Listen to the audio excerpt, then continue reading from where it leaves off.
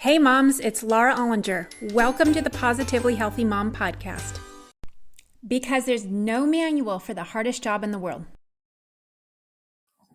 Hello, everyone. Welcome to today's episode of the Positively Healthy Mom podcast. I'm so excited to introduce you to an old friend of mine, Jonny Pardoe, and he is across the pond over in England. So, Jonny, say hello to everybody. Hello. Thank you for inviting me. Like you say, across the pond. So it's always good to connect on these things. And yeah, well done, Laura. We were just talking about your podcast before. Well done, Laura, on sticking with it for so long and all the value you're giving out there. So yeah, looking forward to seeing what I can add today. Thank you. Yay. Okay. That's exciting. So Jonny's specialty is, in fact, his podcast is named after his specialty, which is the Self-Esteem and Confidence Mindset podcast. And he also has a podcast just for men, the Men's Mental Health and Growth podcast. But today, since we're talking to the moms, we're kind of generally talking about self-esteem and confidence. So Jonny, what is the difference between self-esteem and confidence? Because I think a lot of people in their heads, they just think it's kind of like the same thing and they kind of bundle it together. But you have described in the past that it's a separate thing. They're connected, but separate. So how would you define them?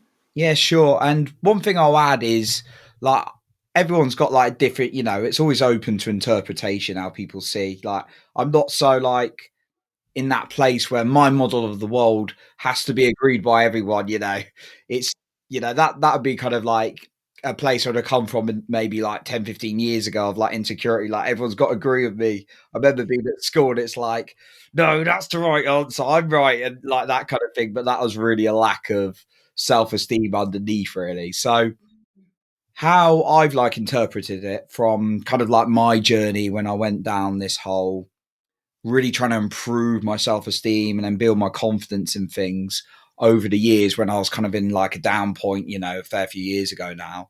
Life's not always like perfect. Obviously there's the ups and downs. I've had it even the last couple of years, but I kind of did a lot of tuning into like research and just reflecting on my experiences and then trying things. So for me, self-esteem in kind of like a simple definition was really Marissa Peer. I don't know if you come across her. She's a British hypnotherapist, but she described it really well, and it just resonated with me. And it's just how much you like yourself, and it's like not talking about achievements. We're not talking about how many medals you've got, how many awards. And I it's still something I catch myself now and then because I like to go out and achieve things, but I used to be so driven by that. Mm-hmm. But yeah, it's just about how much you like yourself. And that's how I put it personally. Now, Mm-hmm. confidence, on the other hand, again, they do link, but confidence to me is the trust you have in yourself to do something.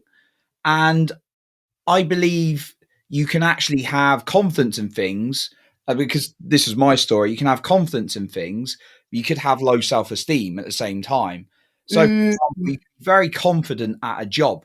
Like you got a lot of trust in that, in your ability to do a job if you've maybe worked there for a year or two, or certainly for a few years, right?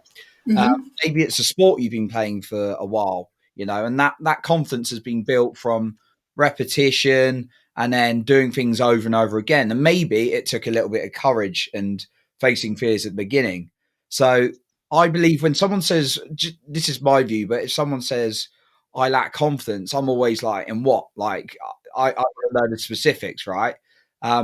It's often I often hear like social confidence, interacting with people, so is like a very, very common one. That's certainly me, like really nervous about like talking to people like for many, many years in like my teen years and things like that.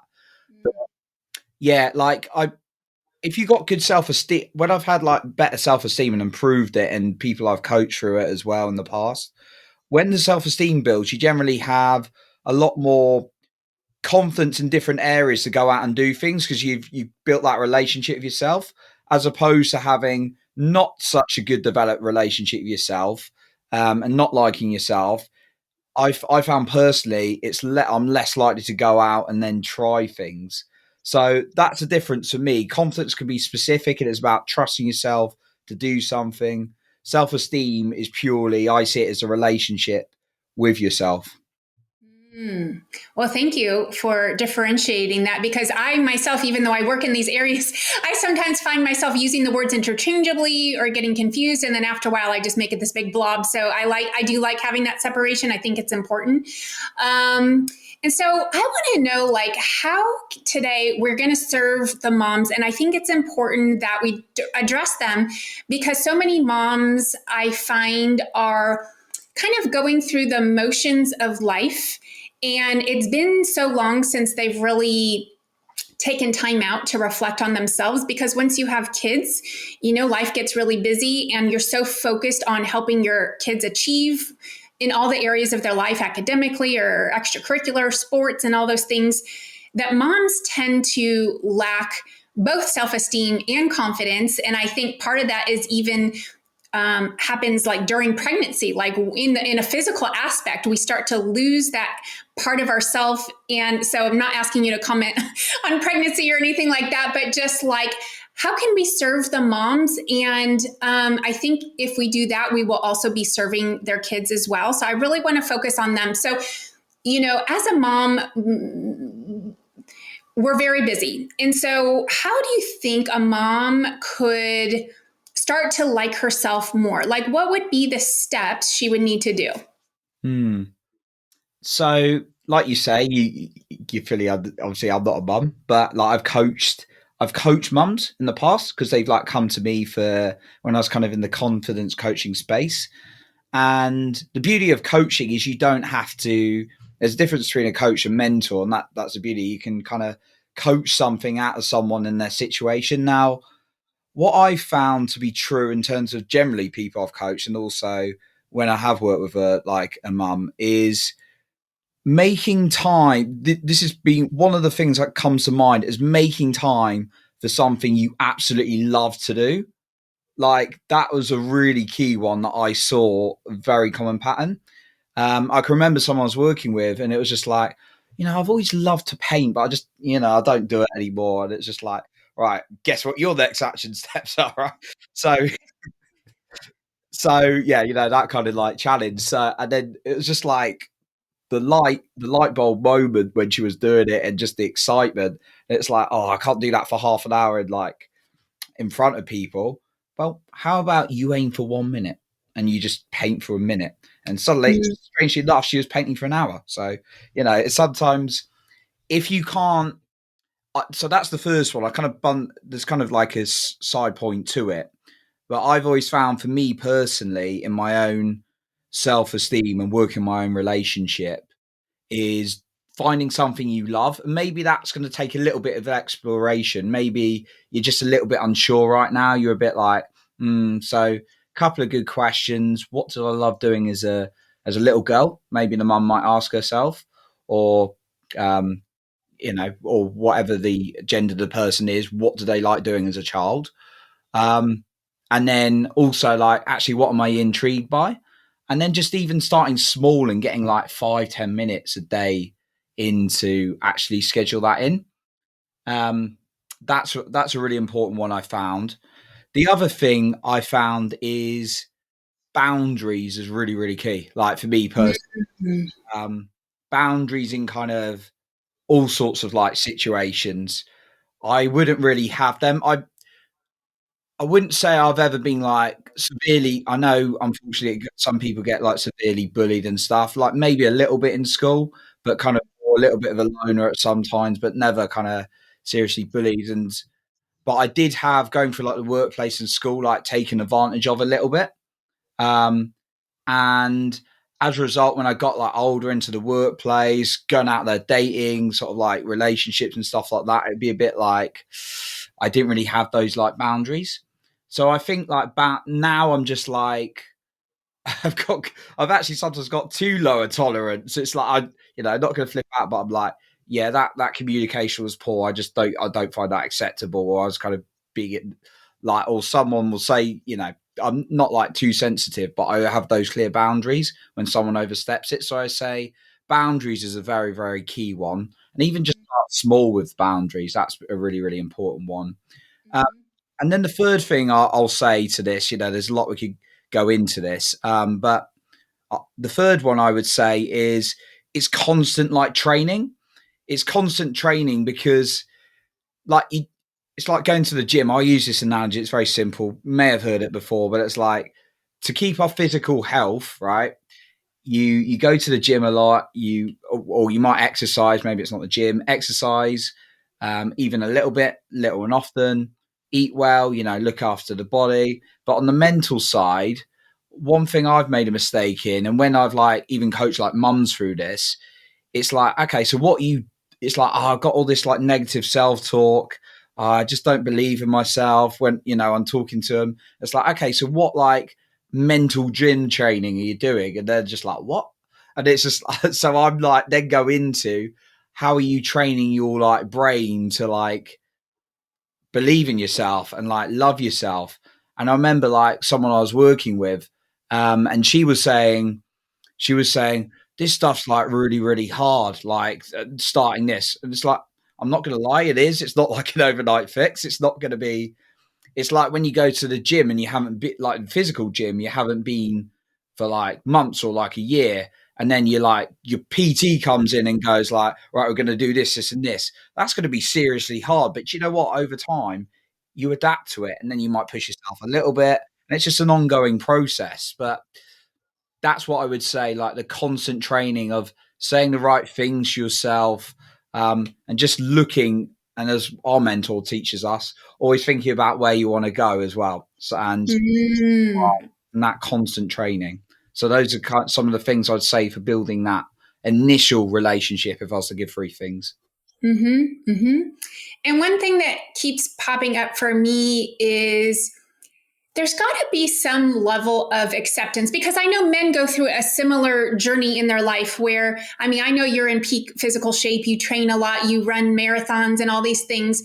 But obviously, as a man, ages, things deteriorate or decline to an extent, right? It doesn't have to be extreme, but maybe some men start to go bald and lose their hair. And somehow there's this like loss of, self-esteem in that process. And so I was wondering, like, if you could comment on that, like the physical kind of loss. And I'm wondering, like, if the solution is like acceptance. Like, yes, I'm no longer in my 22-year-old body, but now I'm 48 and I love and accept myself. Like, what could you say about that? I would say I'm with you on like the acceptance, because there's so many times, I've lost things, whether it was like relationships, whether it was jobs, whether it was whether I couldn't run as fast on like a football pitch and be as well. Probably the ability's still there, but like the speed and stuff probably is not, and things like that. Like, but the situations like that I've lost or have gone and things like that. So in terms of that, I would say the acceptance is a key one, but acceptance isn't like, for me, isn't about like, right, I accept it, I'm getting on with it, I'm fine, right? It's that's just like for me, that's, I've done that many times, and that's an unhealthy suppression. So in those situations, what I think it's the acceptance, yes. What I would also say in those situations for me, in similar kind of situations and people I've worked with, is again, it comes back to the right. It's looking where you want to go moving forward, what you can do, like what are your goals, where you want to go, what do you want, as our mentor's like favorite question is, and it's served me well. And sometimes I found I've had to ask myself that in really dark places, like five times plus a day, and just keep asking that question again and again and again. What do you want? What do you want? What do you want? And obviously, don't say what you want is something that's been and gone and that's like physically impossible, but it's like, what do you want now? Well, with what I've got now, I just want to have as much energy as possible.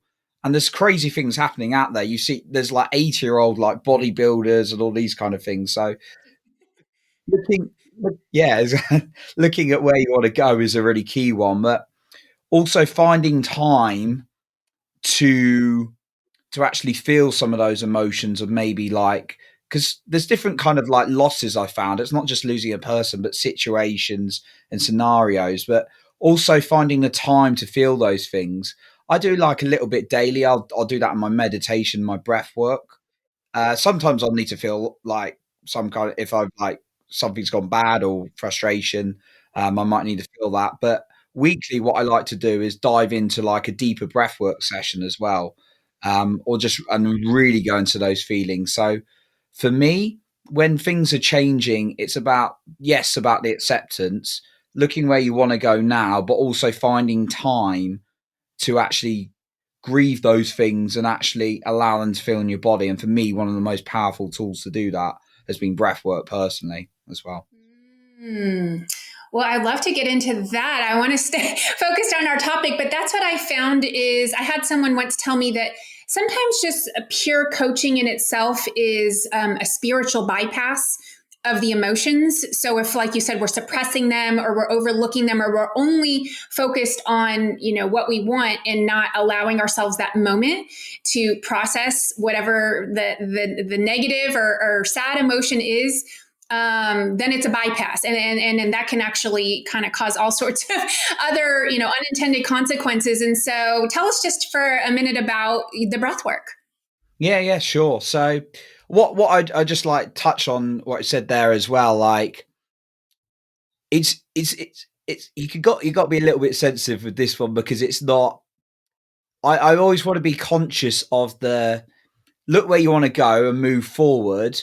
There's kind of the side of like, oh, forget my feelings. I'm gonna like smash the world, and you see some people out there doing that, and you can actually tell that even if they make a bit of money, they're actually got a little bit. They're driven by quite a lot of pain sometimes. I've Mm-hmm. certainly met those individuals. I've been one of them as well on that side.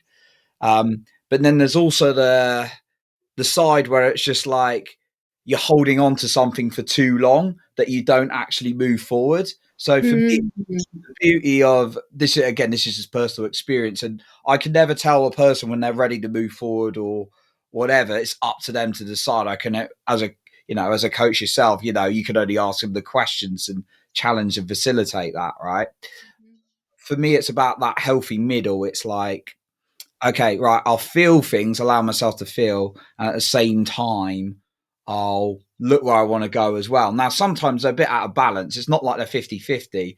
If you've just like had a nasty breakup, like I like would have had like a year or two ago, it's just like you need to be feeling that more than like perhaps going out there and then start dating, right? But then over time, it's like, okay, you might still be processing something, but actually you're going out there and taking action. Like you have or you like lose someone, like someone unfortunately passes away, you're not going to be like, right, I'm going to, well, some people might, but like you've got a business to run, right? And there's certain things you might have to do, right? But there's going to be more time on that grieving for a certain period. And it's not for me to say how long that period is. It's up to the person. But for me, it's about having the two things and then always looking at what I need and feeling into it and being honest.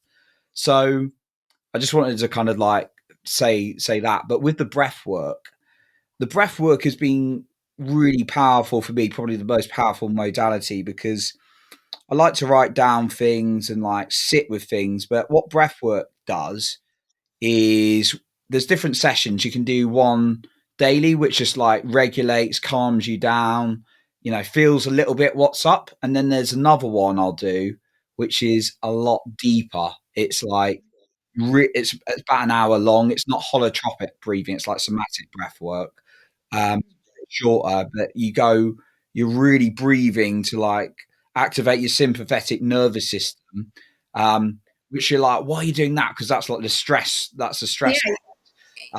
But you're doing that to activate and actually feel the stress so that you can regulate it and calm it down. Now, what that does is breathes into the body and taps into some emotions that unconsciously we weren't even aware they were there. And actually that can tap into memories. And we go through things and sometimes we like repress things from like even childhood or just like we unconscious.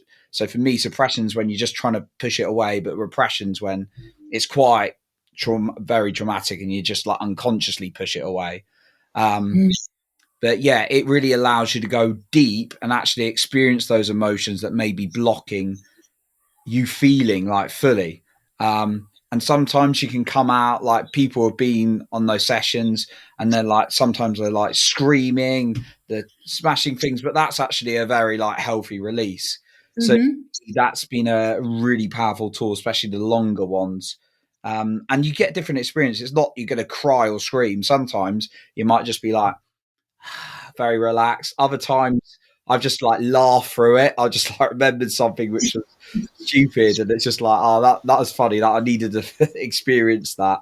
So Mm. it really allows you to tap into some of those emotions a bit deeper through guided breathing techniques. That's so cool. I'm so glad that I veered off track a little bit on our topic, but I think that was really valuable. And I think that moms can certainly get something out of that. So, last topic is kind of going back to your teenage self. Like, what do you wish you would have known, or what advice would you give yourself knowing what you know now? Really interesting, Laura, because I'm actually writing a book right now about men's mental health, and it's I'm tapping into like every single memory from like childhood. I've written so much, I've not even got to the teenage bit yet, but there's quite a lot to write about that. What I wish I would have known then, like when I go into that. For me, a couple of notable things. I almost died in a car crash when I was 11 years old, and I didn't even process that. And there's a lot of like deaths early on, like losing relatives, where I didn't even process them. But it was what I wish I would have known then. Like, and I don't think even like the whole mental health, it wasn't non-existent, but it was certainly a lot of less aware. This was, we're talking the early 2000s kind of thing, like when I was sort of a young teenager, but or like 11, sort of 12, 13. But I just, yeah, wish I knew how to express and feel a lot more, because it was more kind of just like daydreaming, thinking in the future a lot. And actually, what it did lead to, I wasn't diagnosed or anything, but I had a friend who was diagnosed with like derealization, um, a lot of symptoms similar to that. So I'd have these kind of, um, because I wouldn't be experiencing those emotions from the death, from the car crash, all these kind of things. I was having sort of like panic attacks in class a little bit. I'd be like feeling, oh my God, am I actually here? And it was just like a really scary time for me. There was no like deep diagnosis, but I kind of felt like it was something like sort of like building up. Fortunately, it kind of went away with time. But yeah, I had a friend who had very similar. So I wish I would have known, and I think there's still work to be done. Don't get me wrong, but I think it's a bit better known now that like kind of like support on people's mental health a lot more. Uh, I can grow even more, and that's one of my missions with men's mental health in particular. Um, but yeah, being able to express the emotions and like feel things a lot more. Um, the other thing I wish I would have known a lot sooner in life, which I kind of didn't experience, I experienced unintentionally and then realized how I could crave it, is how that courage actually built my confidence in things and actually built a better relationship with myself. Um, I was kind of always had this view as a teenager that, oh, okay, they're just like, that put like I didn't know what self-esteem confidence like was, but I just knew the word confidence. But it's like, that's just a confident person. Oh, that's just a confident, that's how I'd label people. I'd just be like, okay, I'm not, maybe something good will happen to me. And it was very, very disempowering. It wasn't a bad like teenage, I'm not gonna like make a dramatic story out of it, but it was very much kind of disempowered at certain times, and kind of I'd just be like, I wish I knew that courage was a real, real key for me. And courage for me doesn't have to be like a massive jump, like suddenly you're like doing a speech in front of the whole school, for example. It could just Mm-hmm. be going and then having a tricky conversation with someone, or volunteering for one thing. Um, I wish I knew that a lot sooner, but I'm glad I learned it later in life as well. So yeah, courage. I'd love to see that promoted in teenagers as much as possible, and then also that kind of feeling into the emotion a lot more I think would have really, really served me, because it did come out as I was going out into like more my teen years, and 20s and things like that. It was that emotion would come out more and more without realizing. That's so good. Okay, last question is what do you, this is just an out there question, but what do you want for yourself? For myself, I just love to sit with myself and enjoy try and enjoy every day as much as possible, whilst doing something like meaningful. Yeah, there's day-to-day responsibilities, but for me, my intention really is to get always keep connected with the inner child side of me, like what he loved doing. So, and I found that as a powerful one, as I kind of touched on a little bit with the connecting with like the child version of you, and doing that every single day, just doing something I enjoy. I also It's also really important, like the relationships in my life. Like I'm talking all kind of relationships, like family, friends, etc. That they're like really, really important and make time for that. And then also one of the key things for me is always like constantly working on my health, both the physical side and the mental side, and then be able to do that. Like I've got a lot of goals and ambitions, like how much money I want to make, like what kind of business I want to develop, what kind of like mission. So I visit that like several times a day, and what I like to do is just set the next milestone really, rather than being a multi-millionaire or whatever. It's Yeah. like what is the next milestone for me. So yeah, those are some of the things that are certainly keeping me going. And the great thing is having like coaches in my corner, and I always encourage having coaches. I've got a great one at the moment, do a lot of men's work with him, and has got a men's group. And that's part of like what I want, be part of those communities as well. So And okay, pardon me, because I feel like I am going into coach mode right now. So permission to coach. If you are achieving all these things every day, what does that mean for you? Like, what does that mean to your life if you can do all that?